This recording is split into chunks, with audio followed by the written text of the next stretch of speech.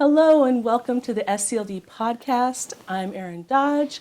Today I'm here with Jane Baker. And we're here to talk about things going on this week as well as some gardening ideas, tips, things that you should know about.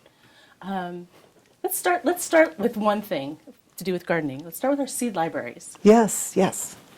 What can you tell me about our seed libraries? Seed libraries, what a great concept. It's kind of like checking out a book, only it's seeds. So you can go in, choose from our selection of heirloom seeds. We have vegetables and flowers and all kinds of things. And then you can check them out and take them home, plant them, care for them and love them all season. And then when they bloom in the fall, let at least one plant go to seed, and then harvest the seeds and bring them back. That's what makes our seed libraries viable, that people participate and bring the seeds back.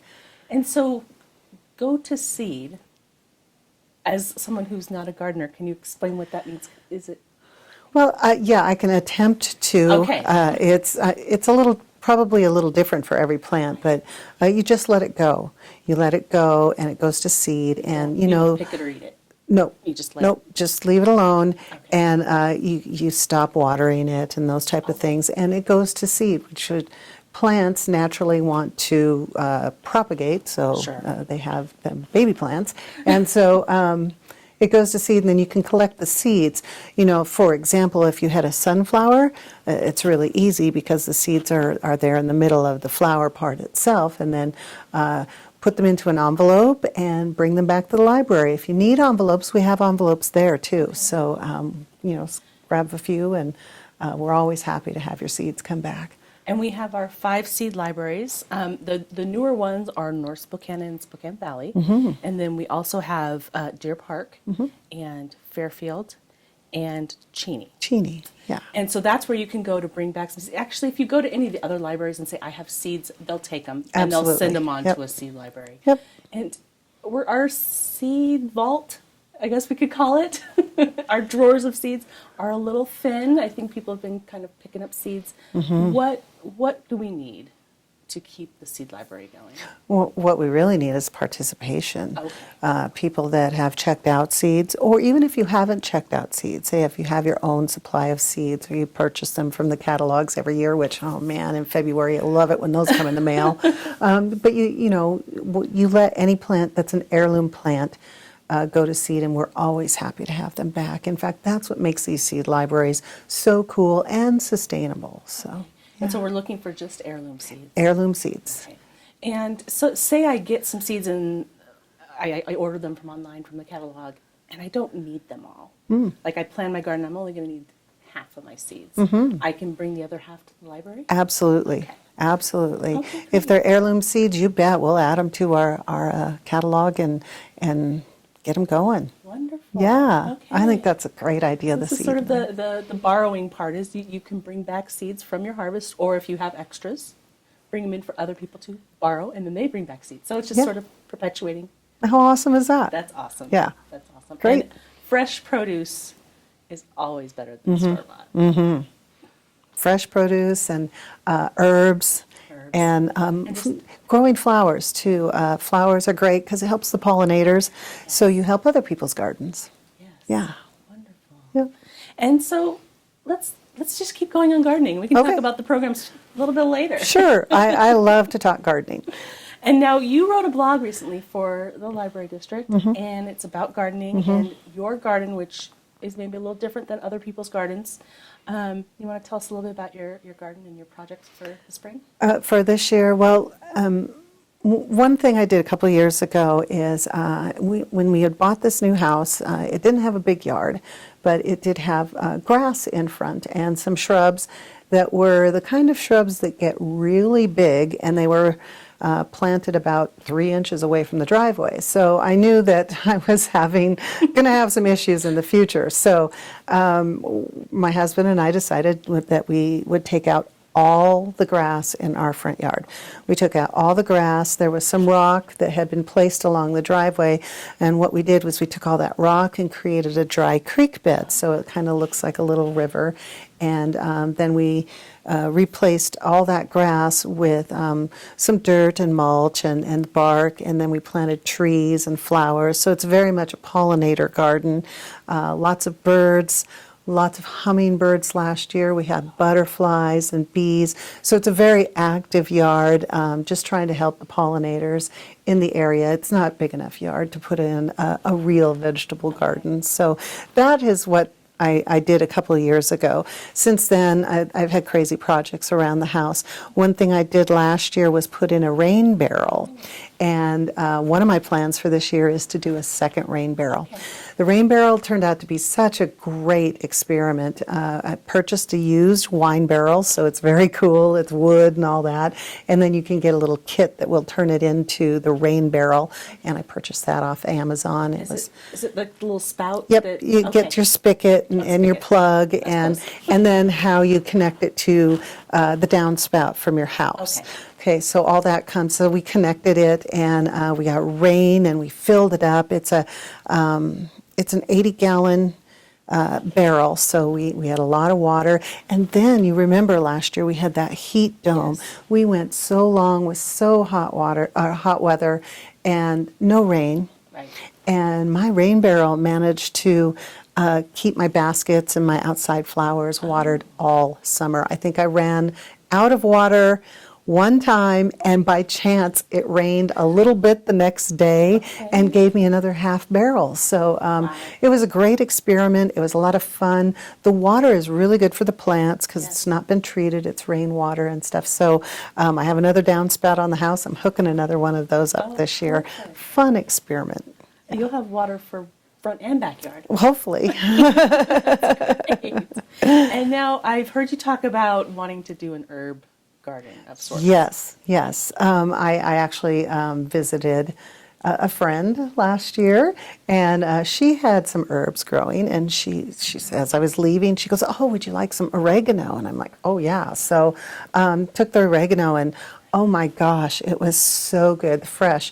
And I didn't realize how much I was missing by just going with store-bought herbs. Yeah. So I decided this year I'm going to be growing some herbs myself. Yeah. And are you going to do that in the backyard, front yard? The backyard, and I'm going to probably use baskets for that. Yeah. So I'm really looking forward to that. Mm-hmm. And then in the blog you talked about something that I have no experience with. I'm not a gardener. Dividing perennials? Is that Dividing perennials, Okay. yes. So, and I mentioned my front yard project where I took out the grass. I put in quite a few perennials. There's other things too, but the perennials, they come back every year, and they keep getting bigger and bigger, and they get to a certain size where they kind of die out in the middle, or I have one Shasta daisy that is huge. It's just really big. So early in the year, what I'm going to do is divide them, and that's like pull them up. You carefully dig them up, and you literally divide it. You can take the shovel right down the middle and divide them, or however you need to do it, and then you replant just part of it. So you have the same plant back, but it's smaller and a little more. It's healthy for the plant. So then the part that I don't transplant back in there, I can put somewhere else, which I'm always for more plants means less weeds. So I do replant a lot of them. Or sometimes I give them away too. I have more and more weeds every year. So. Yes. Yeah, so I figure the more good stuff it's planted, the less weeds. And then, like I said, I also can share some of those plants. So I'll be dividing daisies and lilies and some bee balm. I'll be doing a lot of that this year. So. Oh, that sounds amazing. Yes. A lot of hard work. Careful. It's not hard work. I love to get my hands dirty. I just can't wait to get my hands in the Fun dirt. work. Yeah. Well, that's great. Okay, so thanks for talking about some gardening. Sure. And now we're going to talk about what's happening at the library this week. Okay. And we have our usual things going on. So we have Storytime Shorts, Tuesdays and Thursdays on Facebook at 10 a.m. And if you miss those, you can go to our YouTube channel and watch them at any time. And then we have, this is a once a month picture book chat. And now, can you share a little bit about what goes on in picture book chat? That's Mary Ellen and Sherry, and two fun librarians who get together, and they have the latest picture books, and they talk about them. They share them and talk about which books are recommended, and help parents find new and fun books for their kids. Great. And Yeah. that is happening Wednesday, March 16th at 1 p.m. And you can catch that on Facebook. And we also put those on our YouTube channel. So our YouTube channel is easy to find. You can actually find it by doing scld.org/YouTube. Because we've just linked right to it from our website. Amazing. And all these events also you can find on our online calendar at scld.org. Yes, so also this is pretty new this month. We've only been doing it a couple weeks. We have Study Buddy homework help. That's Wednesday afternoons at 3:30, and you don't need to sign up for those. But you go to our website and there's a link to join the homework help group, and librarians kind of set the students up. These are elementary grade students, 2 to 5, with a volunteer study buddy, and they work on reading assignments, math assignments, if they have writing homework, any kind of lessons that they need to work on. And no charge, just show up and get some help. It's some great one-on-one help, and not only for the kids, but the volunteers that help too. Yes. Very fulfilling program. Our volunteers are amazing. Yes. And they're all screened, and they go through a training program, and they're ready to help the kids. And I know a lot of them have been buddies in the past. They've done like a reading buddy or a writing buddy program. So they just love to work with kids. Yeah, yeah. In fact, one of my old high school teachers does some of it too. Wow. So yeah, that's a fun thing. That's cool. That's awesome. So yeah, some of them are former teachers. Yes. Yeah. And then what else do we have going on? Oh, we have a business workshop going on this week. We have Score Business, and this one is important. If you haven't started your business taxes, you want to be at this one. This is Tax Basics for Small Business, and it's Thursday, March 17th at noon. You sign up ahead of time, and they're going to talk about some tax basics. And so if you have a new business, I think this would be helpful. Oh yeah. I think even if you've been doing it a few years, maybe just sign up to see if you're missing anything. Yeah, a good refresher. Good refresher. Great. And March 17th, isn't that St. Patrick's Day? We're It green. is. We're green. We're green. Green is also a color of money. It is. That's So, true. Taxes, money, and St. Patrick's Day. Very appropriate. Very appropriate. We also have some online story live, online story time live shows our events happening, and that's also March 17th, Thursday in the evening, and then Friday, March 18th in the morning. And you register for those. Again, this is on Zoom. You're there with the librarian. They're reading stories, singing songs, doing finger plays, and just having fun with the kiddos. Everything that was in the story time that used to be in the libraries. Yes. So And now it's just online for now. for now. And as always, we have our Science from Home on Saturday on Facebook, 11 a.m.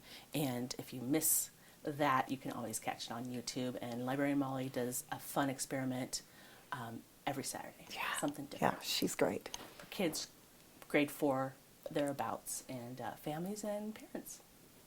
And that's what we have going on this week. An And exciting week. it's a great week. And I loved talking gardening with you, Jane. Oh, I'll be back and talk about it more if you want. I kind of think, like, do you need a gardening help? Like, I don't want to do my own garden because I'll mess it up, but maybe I could help a little bit. Oh, I can always use Or help. maybe I'll just watch. Come on over and we'll get our hands dirty together. How's that? Sounds great. All right. Thank you, Jane. Thank you. And thank you for watching, and we'll see you next week.